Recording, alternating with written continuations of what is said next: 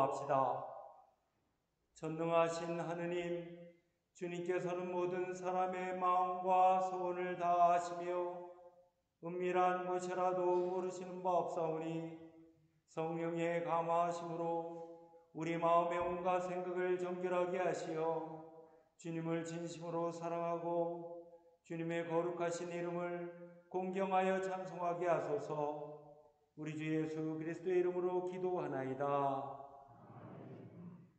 형제 자매 여러분, 우리는 이 거룩한 성찬례를 합당하게 드리기 위하여 서로 화목하며 겸손한 마음으로 우리 죄를 고백합시다.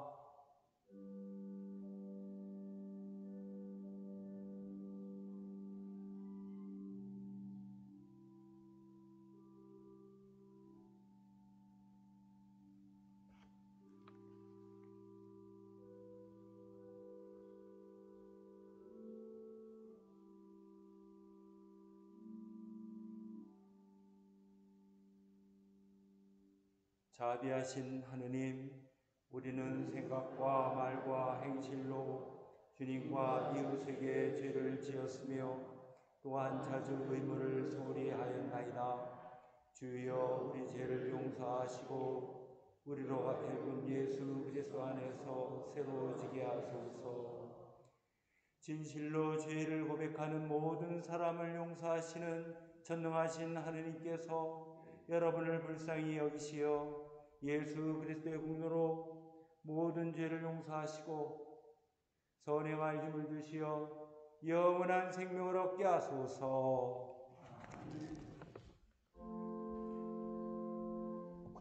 산 높은 곳에는 하느님께 영광, 땅에서는 그가 사랑하시는 사람들에게 평화, 주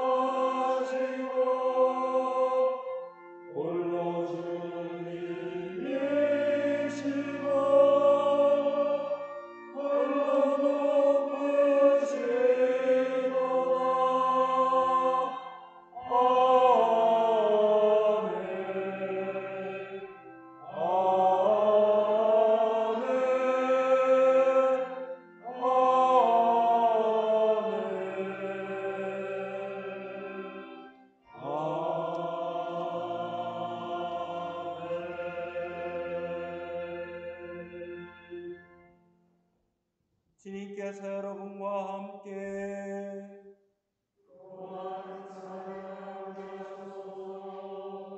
기도합시다. 전능하신 하느님, 성령을 통하여 우리를 향한 주님의 뜻을 알려주시나이다. 비오니 우리가 주님의 사랑과 능력에 대한 확신을 가지고 주 예수 그리스도 안에 있는 희망을 견고히 붙들게 하소서. 이는 성부와 성령과 함께 한 분 하느님이신 우리 주 예수 그리스도의 이름으로 기도하나이다.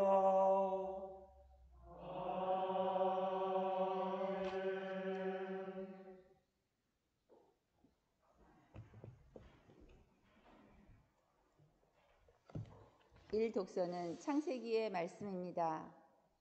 날이 저물어 선들바람이 불 때 야훼 하느님께서 동산을 거니시는 소리를 듣고 아담과 그의 아내는 야훼 하느님 눈에 띄지 않게 동산나무 사이에 숨었다.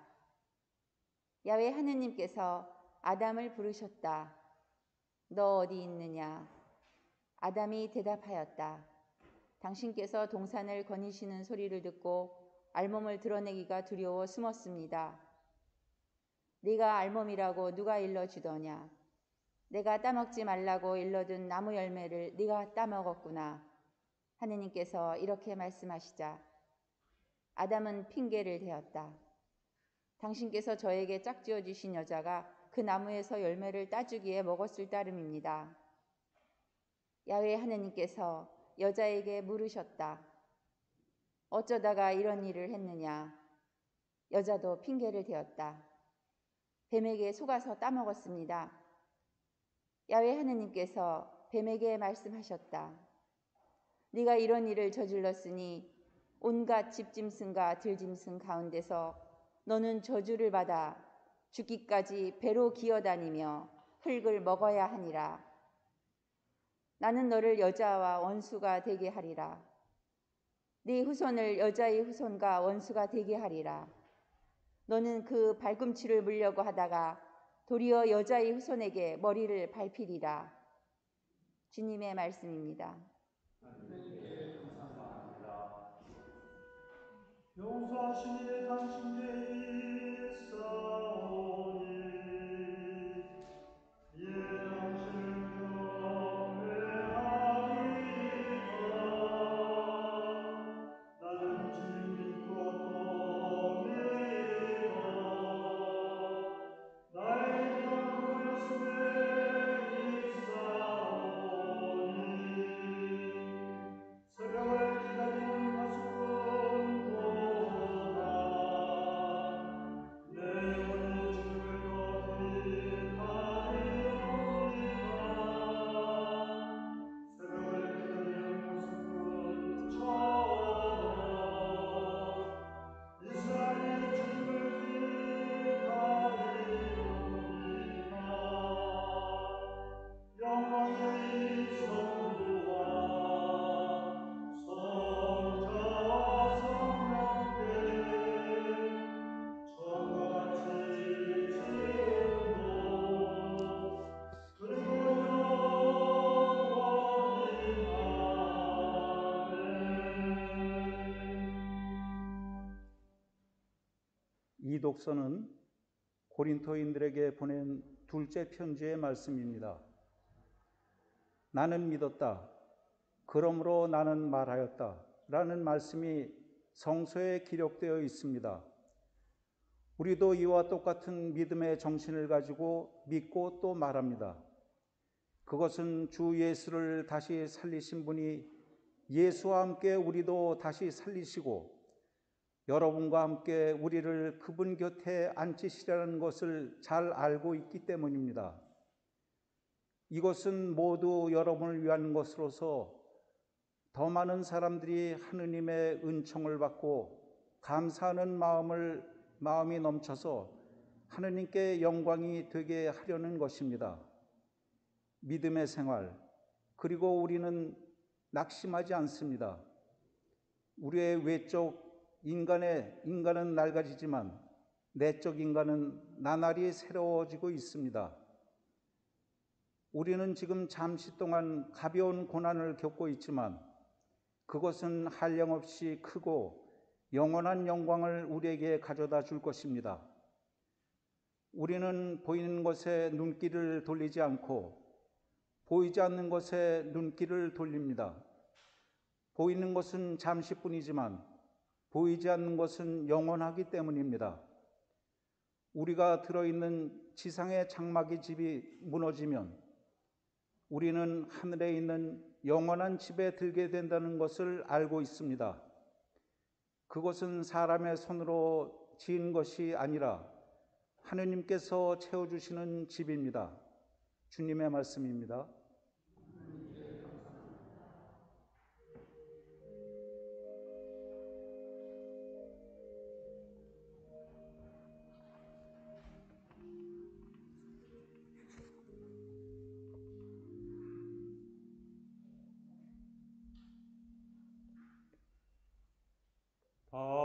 할렐루야 할렐루야. 주여 말씀하소서. 이 종이 듣고 있나이다. 주님께 생명의 말씀이 있나이다. 할렐루야 할렐루야. 주님께서 여러분과 함께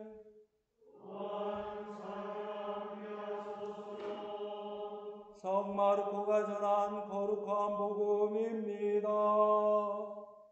주님께 영광을 드립니다.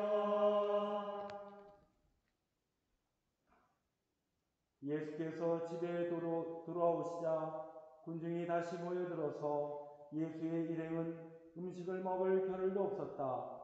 이 소식을 들은 예수의 친척들은 예수를 붙들러 나섰다. 예수가 미쳤다는 소문이 돌고 있었기 때문이다.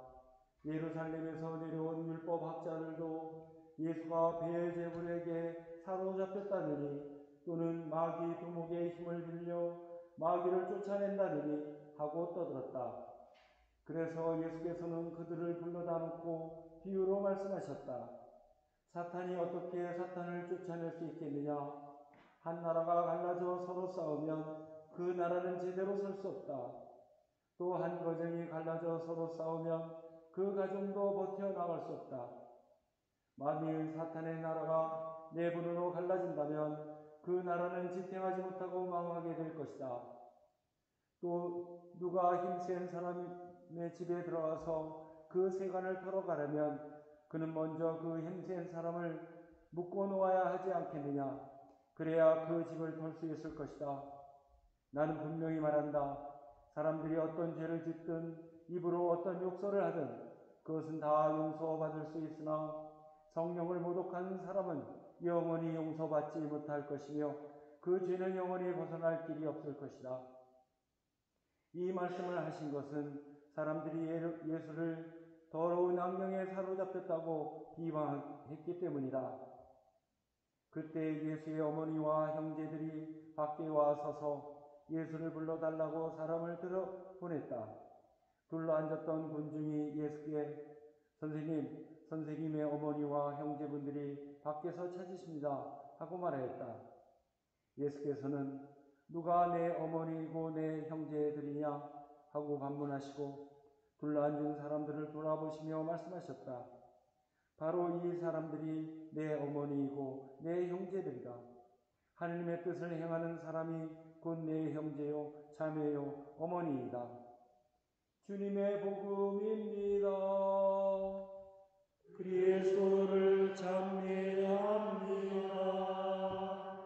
성부와 성자와 성령의 이름으로 말씀드립니다.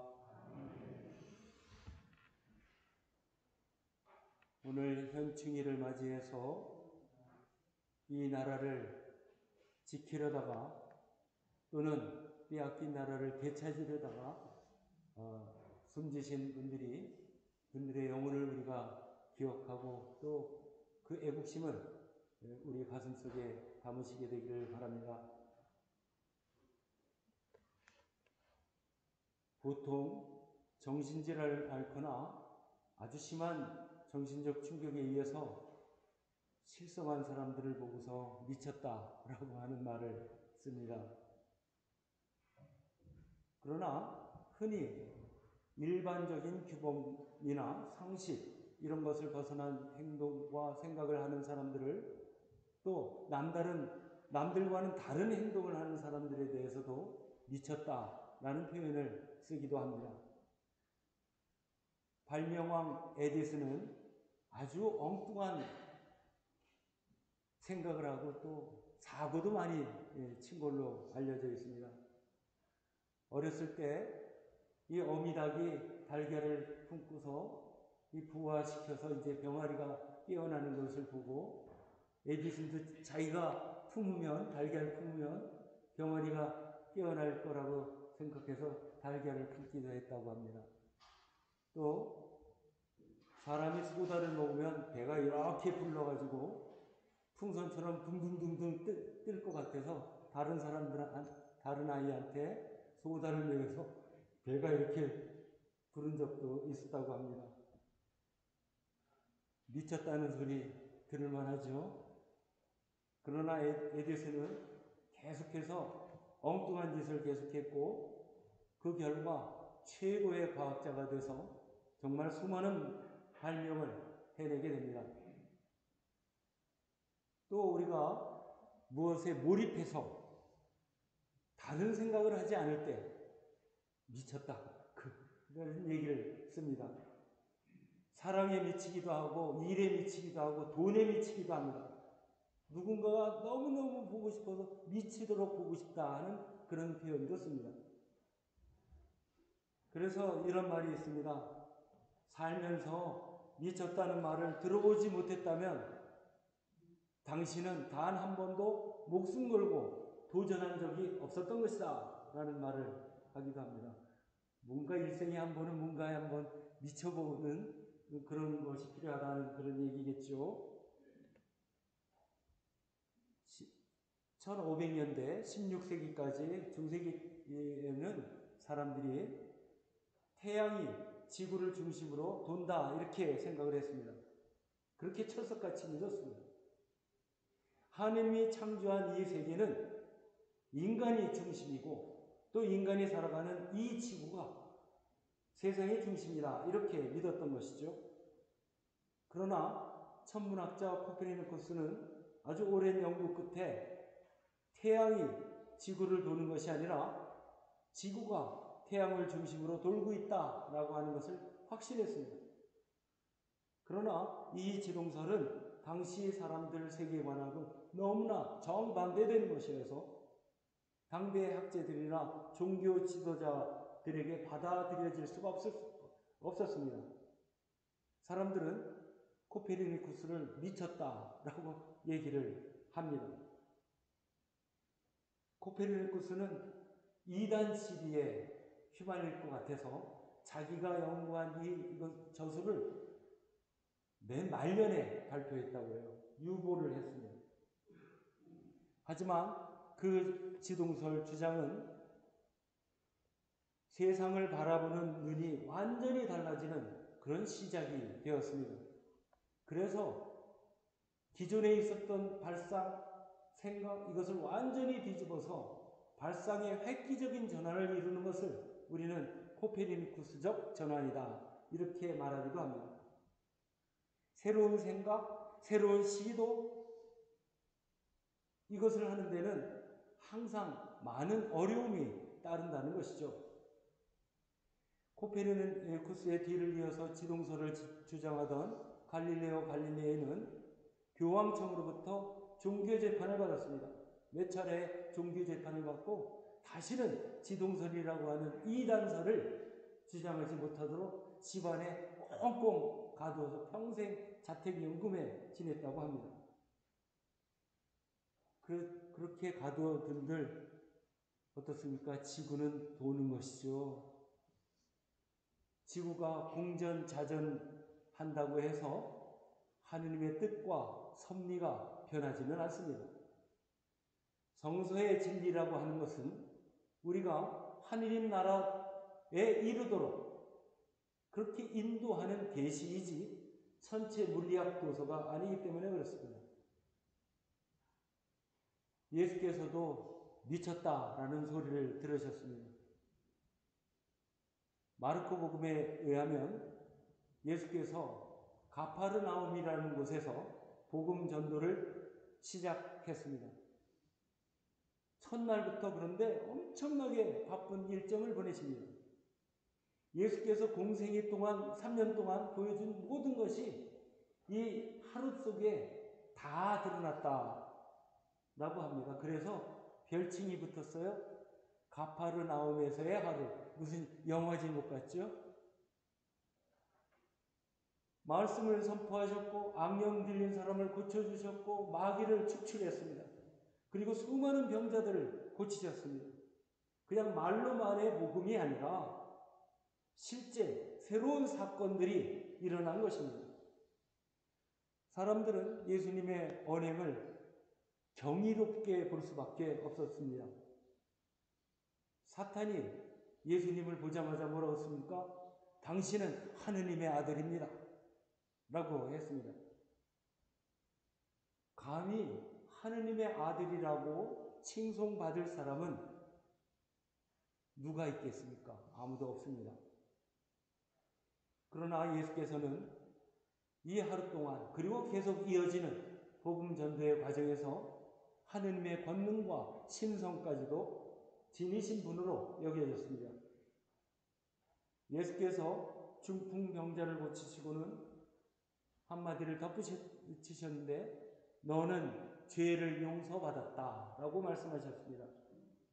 자, 당시 사람들의 생각으로는 죄를 용서하는 것은 오로지 하느님만 하시는 일이다 라고 생각을 했고요. 또 죄를 용서받기 위해서는 예루살렘 성전에 제물을 갖다 바치고 속죄의 죄를 지내야 죄를 용서받는다고 생각을 했습니다. 그런데 예수께서 죄를 용서하시다니 놀라지 않을 수가 없었던 것이죠. 또 예수께서는 안식일에 손이 오그라든 사람을 고쳐주셨습니다. 안식일에는 아무 일도 하지 말아야 되는데 병자를 고치신 것도 이것은 이 율법에 대한 도전으로 여겨질 수밖에 없었습니다. 저는 성지순례를 아직 가보지를 못했습니다만은 어떤 분이 이스라엘의 성지순례를 갔다가 이런 얘기를 전해줍니다. 유대인들이 얼마나 안식일법을 철저히 지켰는지 보았다고 합니다. 이분 얘기로는 호텔에 엘리베이터가 두 라인이 있다고 그래요. 하나는 이 엘리베이터 타면 층수를 누르는 버튼이 있어야 되는데 이 버튼이 없다고 그럽니다. 왜냐하면 이 엘리베이터는 안식일에 유대인들이 쓰는 것인데 안식일에 버튼 누르는 일을 하지 말아야 되기 때문에 올라가는 매번 층마다 저절로 쓰고 저절로 열렸다가 저절로 닫히고 또 올라가고 열리고 닫히고 이렇게 쭉 올라간다고 합니다. 20층이면 20층 다 섰다가 올라가는 것이죠. 유대인이 아닌 사람들은 옆에 있는 엘리베이터를 타는데 그는 층수를 누르는 버튼이 있대요. 그래서 20층 딱 누르고 곱장 올라가면 됩니다. 그래서 유대인들이 눈치 딱 보고서 이 사람 탔구나 쓱 네? 그렇게 끼어 타는 적도 있다고 합니다. 이 정도로 안식일법을 철저히 지키는데 예수께서는 안식일이 사람을 위해서 있는 것이 아니고 안식일이 사람을 위해서 있는 것이지 사람이 안식일을 위해서 있는 것이 아니다 라고 말씀하셨습니다. 예수께서는 분명히 다른 사람들과 생각과 행동이 달랐습니다. 나아가서는 당시 지배적인 이 규범인 율법에 대해서 도전하는 것처럼 보였습니다. 율법학자들과 당시의 종교 지도자들 입장에서는 저 갈릴레아 총구석에서 어떤 미친 사람이 나타났다 이렇게 생각할 수도 있겠습니다.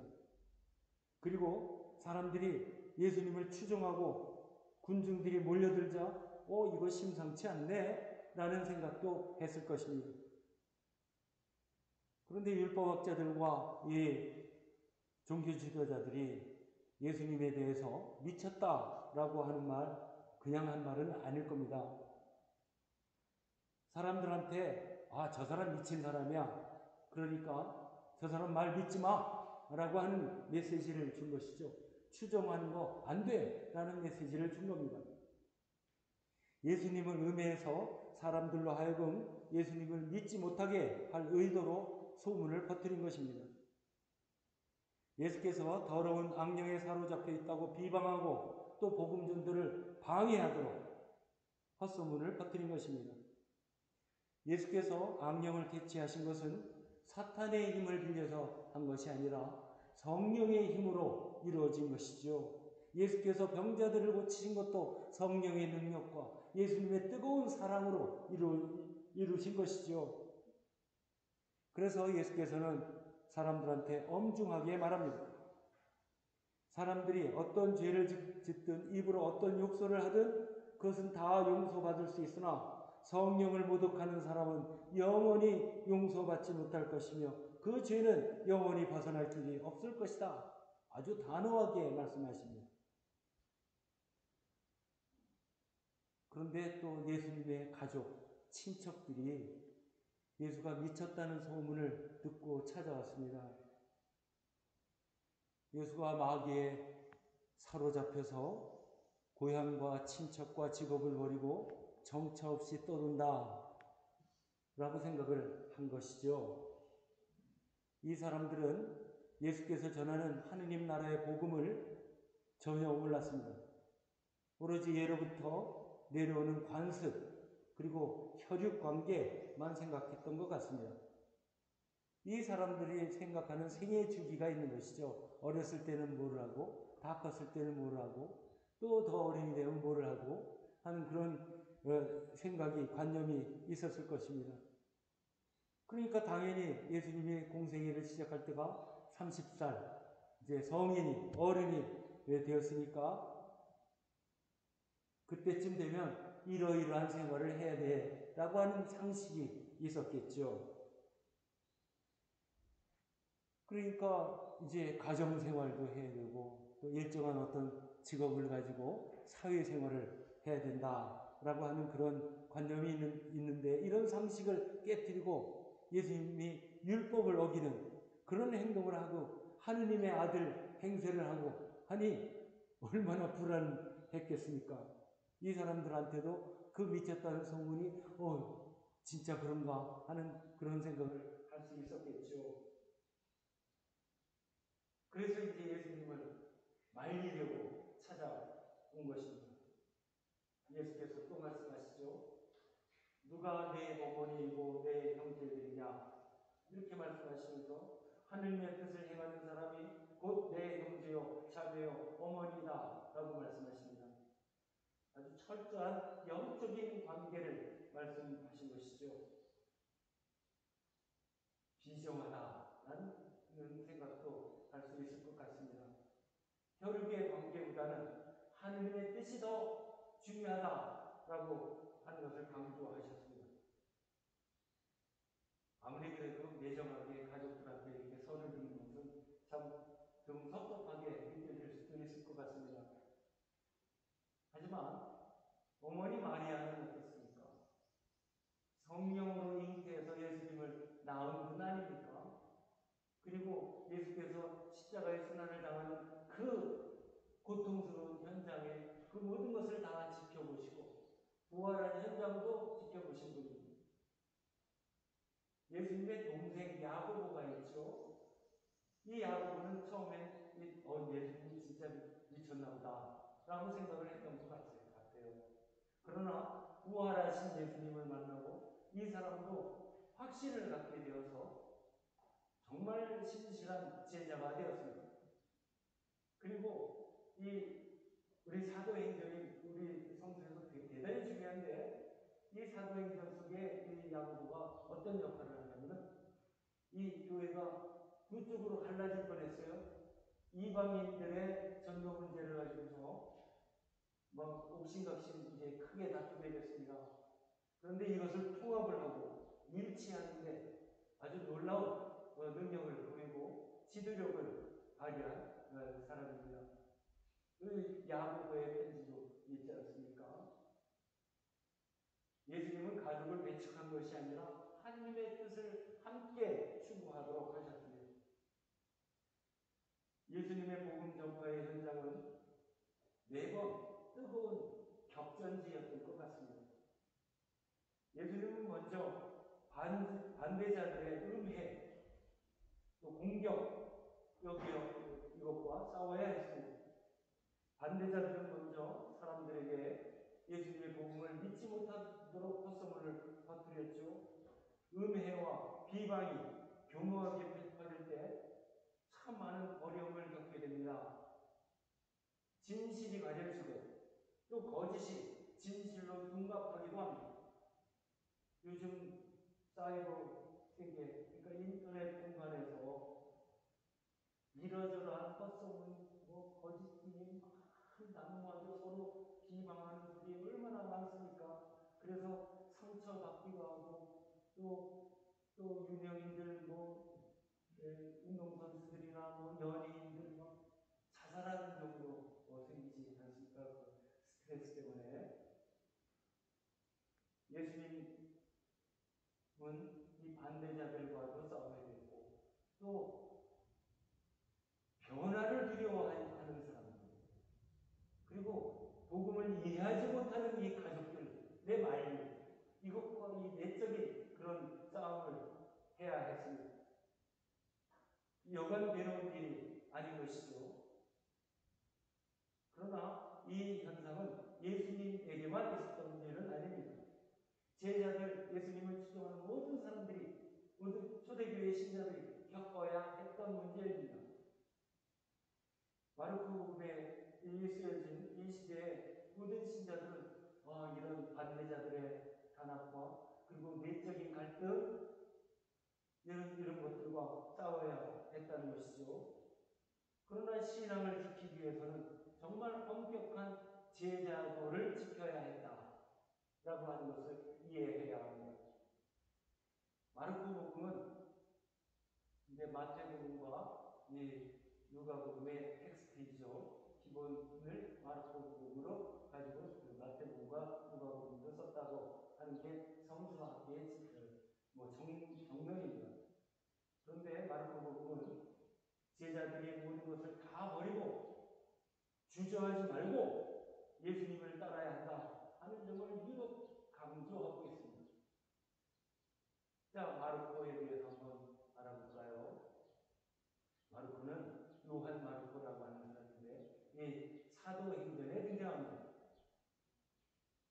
이 사람이 언제 등장하냐면 마르코의 집에서 사람들이 신자들이 모였다 이런 얘기를 합니다만은 어쨌든 이 사도 바울과 바르나바가 이제 전도 여행을 세계 전도 여행을 떠나게 되었는데 마르코를 데리고 갑니다. 그런데 전도 여행을 가다 보니까 또 박해자들이 또 엄청 많아요. 그리고 여행길에 너무 힘들고 지치고 어려운 일들을 막 겪다 보니까 이 사람이 중간에 포기하고 되돌아갑니다. 마음이 나약해서 중도 포기를 한 사건이 있었어요. 그리고 이제 나중에 바울과 바르나바가 제2차 전도여행을 떠나려고 하는데 바르나바가 이 마르코를 또 데리고 가려고 했어요. 그런데 바울이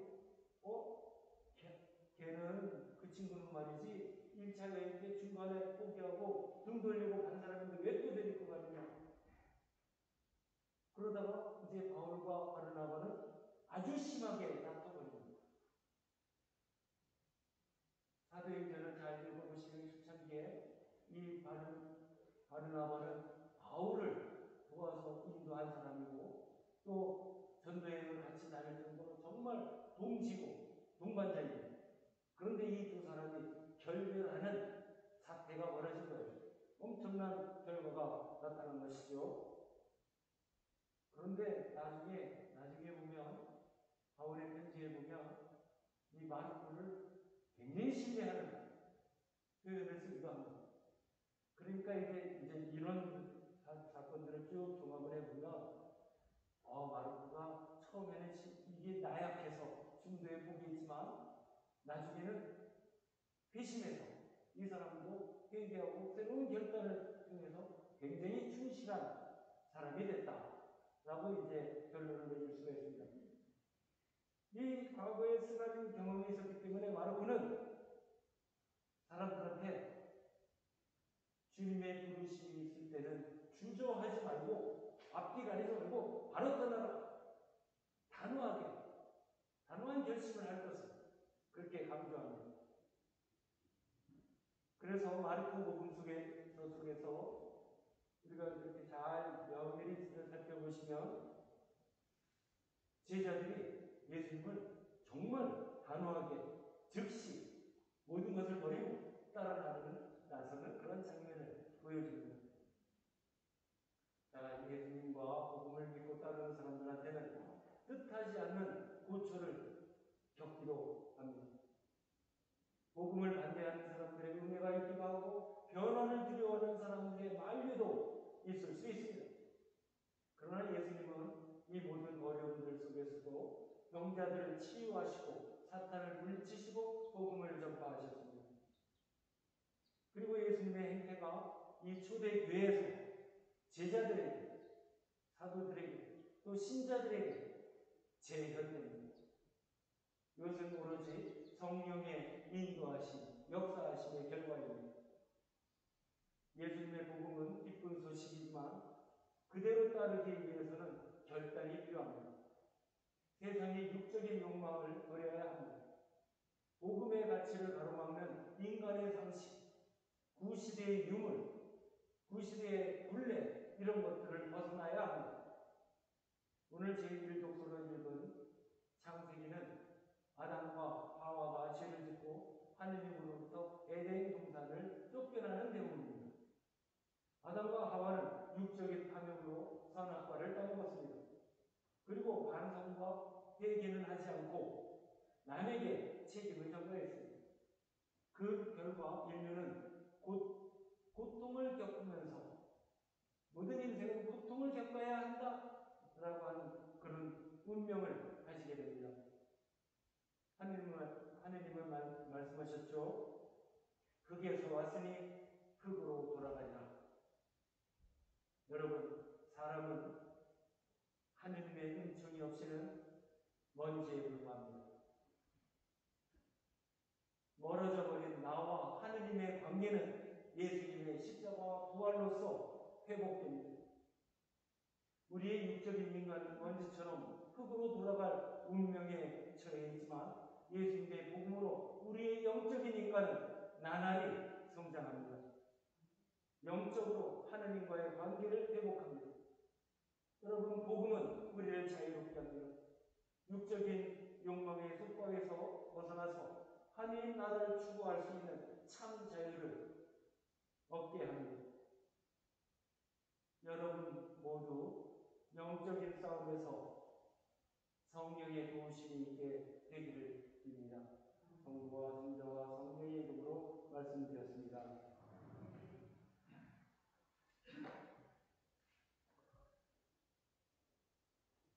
익히야 신령으로 우리의 신앙을 고백합시다. 우리는 믿나이다.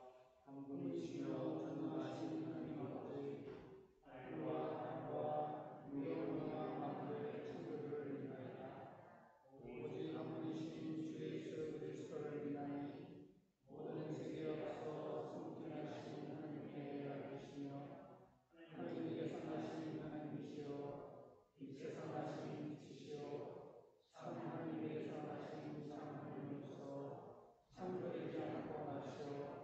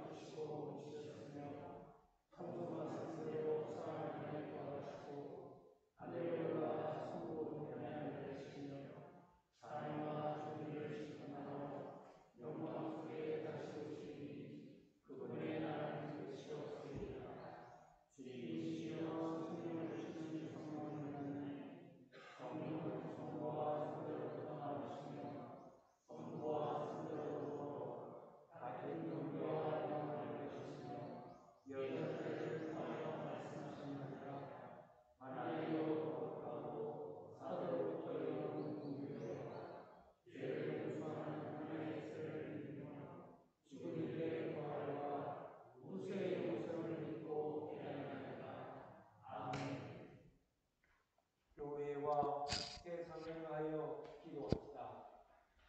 교회를 위하여 기도합시다.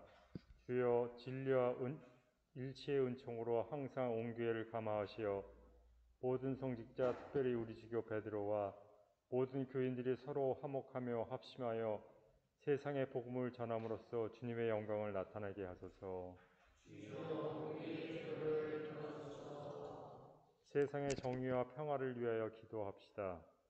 주여 이 세상의 평화를 주시고 특별히 우리나라 지도자들을 인도하시어 악행과 국습을 막으시고 진리와 정의를 지켜주소서. 가난한 사람들과 병든 이들과 어려움을 당한 모든 사람들을 위하여 기도합시다. 주여 이 변화많은 세상에서 모든 근심하는 사람들과 병든 사람들을 위로하시고 건져주소서. 주여 우리의 소원을 살피시고 주님의 뜻대로 이루게 하소서. 별세한 이들을 위하여 기도합시다. 주여 부활을 기다리는 모든 별세한 이들이 영원한 생명을 누리게 하소서.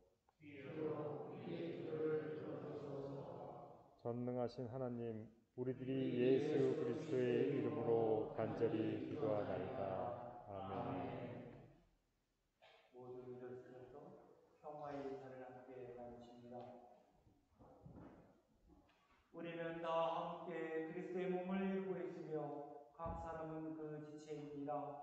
그리스도께서는 자신이 생하여 평화를 이룩하셨으니 우리는 하느님 안에서 하나가 됩시다. 주님의 평화가 여러분과 함께 또한 자녀와 함께 하소서. 서로 평화의 축복을 나눕시다. 주님의 평화를 누리라.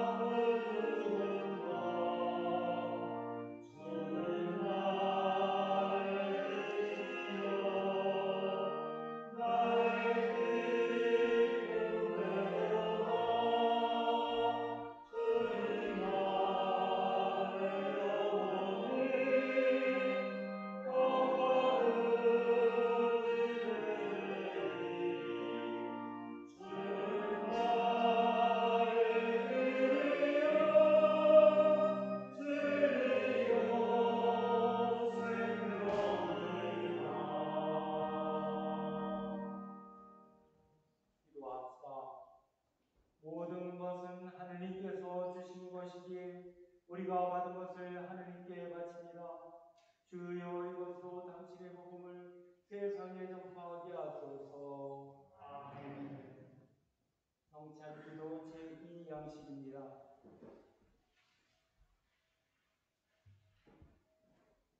주님께서 여러분과 함께 또한 사랑과 함께 하소서. 마음을 높이 주님께 올립니다. 우리 주 하느님께 감사합시다. 마땅하고 옳으니이다. 전능하신 하느님, 우리 주 예수 그리스도를 통하여 아버지께 언제 어디서나 감사와 찬양을 드림 참으로 은혜이며 우리의 기쁨입니다. 그리스도께서는 순환하시고 부활하심으로써 우리를 죄와 죽음에서 벗어나게 하시고 우리 모두를 선택된 교회, 왕같은 사제, 하느님의 거룩한 백성으로 삼으시어 하느님의 영광과 진리를 온 세상에 전할 의무를 주시나이다. 그러므로 우리는 하늘의 모든 천사와 성도들과 함께 주님의 거룩하고 영광스러운 이름을 소리 높여 찬양하나이다.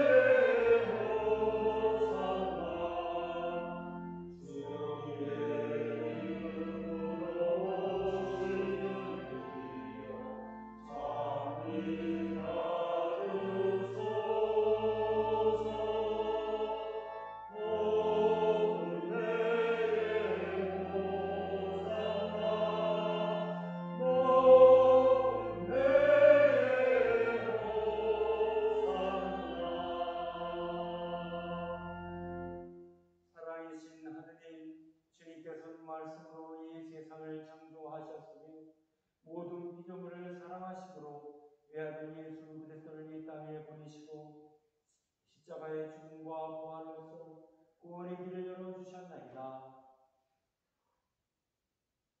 이제 주님의 말씀을 따라 감사와 찬양의 제사를 드리오니 이 빵과 포도주의 성령을 내리시어 그리스도의 몸과 피로 이루신 새 언약의 성사가 되게 하소서.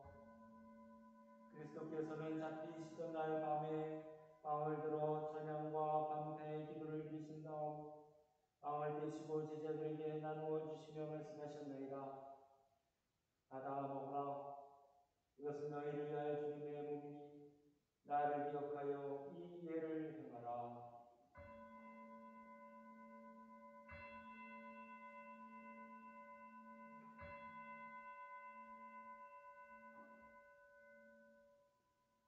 식후에 잔을 드시고 감사의 기도를 드리신 다음 그들에게 주시며 말씀하셨나이다. 받아 마셔라. 이것은 죄를 용서해 주려고 너희들과 많은 사람을 위하여 내가 흘리는 새로운 계약의 피.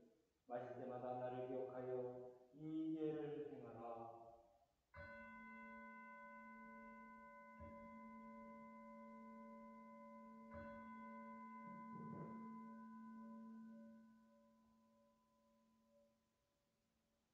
그러므로 우리는 이 생명의 빵과 구원의 잔을 주님 앞에 드리며 십자가 위에 단 한 번 바쳐진 예수 그리스도의 희생을 기억하고 영광 속에 다시 오실 때까지 그리스도의 죽음과 부활을 선포하나이다.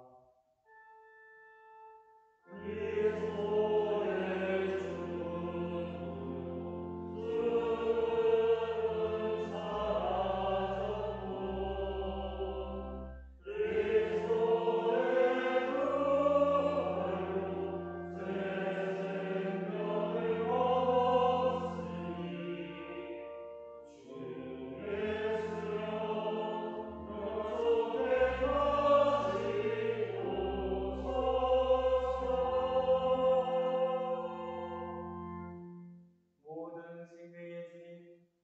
가운데 하느님의 나라가 오는 그날까지 우리들이 서로 협력하여 이 세상에서 정의와 자비를 실천할 수 있도록 도와주소서. 또한 주님의 백성을 은혜로 이끌어오시고 하느님 사랑의 품으로 모아주시어 모든 성인들과 함께 하늘의 영원한 잔치에 참여하게 하소서. 전능하신 하느님은 그리스도를 통하여 그리스도와 함께 그리스도 안에서 성령과 하나 되어 온갖 영예와 영광을 영원토록 받으시나이다. 아멘. 아멘. 아멘.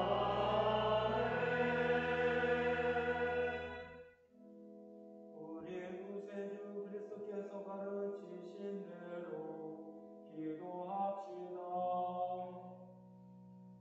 하늘에 계신 우리 아버지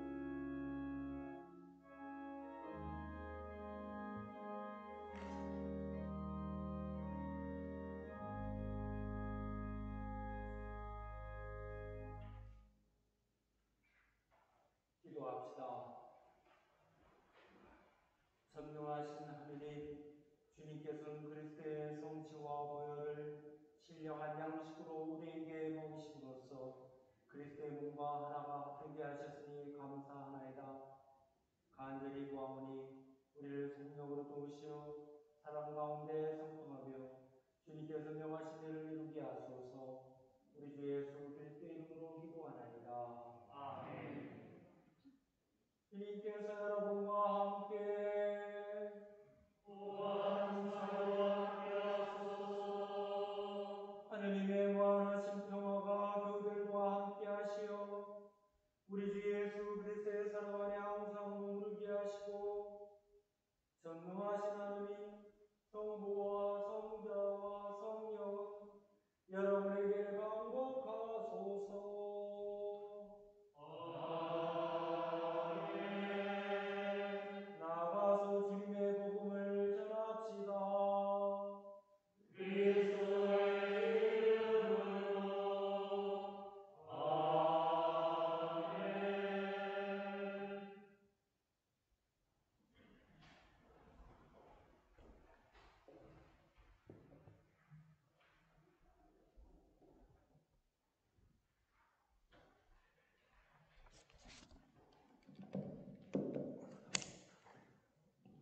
교회 여러분 한 주간 안녕하셨습니까? 교회 소식 말씀드리겠습니다. 오는 저희 축성기념일이 6월 23일입니다. 이 성당 축성기념일이. 그래서 축성기념일이 6월 23일인데 그날 주교님이 오셔서 우리 교회에 오셔갖고 순방을 하시면서 견진성사를 베푸십니다. 그러니까 지금 견진 공부를 하고 계신 분들은 열심히 해서 이날 견진 받을 수 있도록 이렇게 준비를 해주시고요. 그리고 또 이날 저희가 올 상반기 주님께서 우리한테 베푸신 은혜에 감사하는 추수감사절로 지킵니다. 우리 여러분들 많이들 참석하셔서 추수감사절 성찬례 를 봉해 주시면 감사하겠습니다. 그리고 오늘은 6월 교회위원회가 있습니다. 그러니까 성찬례가 끝나는 대로 사제관실에서 있으니까 위원님들은 빠지지 말고 꼭 참석해 주시기 바랍니다. 그리고 제가 지난주에도 한번 말씀드렸는데 매주 토요일마다 저녁 5시에 만도가 있습니다. 그러니까 시간이 되신 교우님들 만도에 좀 많이들 참석해 주시길 바랍니다. 그리고 주일 애찬과 꽃을 봉헌하실 교우님들께서는 저기 앞에 게시판에 꽃 봉헌 게시판이 있으니까 거기다 성함을 적어 주시면은 감사하겠습니다. 그리고 오늘도 떡을 준비해서 나눠 드릴 테니까요. 이따 나가시면서 꼭 떡을 하나씩 받아가시기 바랍니다. 그리고 매번 드리는 말씀인데 주일헌금이랑 모든 감사헌금이랑 월정금은 아래 계좌로 입금을 해주시면 감사하겠습니다. 그리고 오늘 우리 교우님이 오랜만에 나오신 분인데 내 이름을 몰라. 여기 한빈이 아빠 잠깐 일어서 주세요. 아니 어머니가 지난주에 별세를 하셨어요. 그래서 상을 지금 상 중이라 딴 데 가던 환영의 박수를 할 텐데 박수는 치기가 그렇고 이따 나가시면서 위로의 말씀들 나누시기 바랍니다. 예, 감사합니다.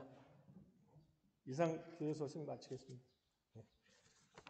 오늘 시국을 오늘 처음 보셨는데 어떠셨어요? 우리 감사 성찬은 참 매우 아름다운 예배로 잘 알려져 있고 또 우리가 자부심을 갖고 있어요. 그런데 맹점이 하나 있습니다. 우리가 입에서 익숙해지면요, 마음이나 이 정신에서 나오는 소리가 아니고 입에서만 나오는 소리가 됩니다. 주님께서 여러분과 함께하면 오토매틱으로 그냥 또한 사제와 함께 이렇게 할 가능성이 있습니다. 익숙해지면 그런 거예요. 그게 우리 아름다운 예배 속에 그 정해진 예배 속에서 잘 마음과 정신이 집중이 되어서 이루어지면 좋겠는데 흐트러지기가 쉽습니다. 오래 반복하다 보면. 그래서 매번 이렇게 좀 때가 되면 바꾸기도 하고 그런 변화를 줘야 우리가 이거 모르던 건데 또 새롭게 또 해보기도 하고 그러면서 우리 예배를 더욱더 발전시키고 또 우리들 영성의 어떤 성장도 가져올 수 있지 않을까 그렇게 생각을 해서 다음부터는요 외워서 하지 마시고 꼭 책 보고 하셔요. 느닷없이 쓰고 딴 게 들어가면 모르실 거 아닙니까? 성가책 꼭 보시면서 그렇게 참여해 주시면 감사하겠습니다. 와방하는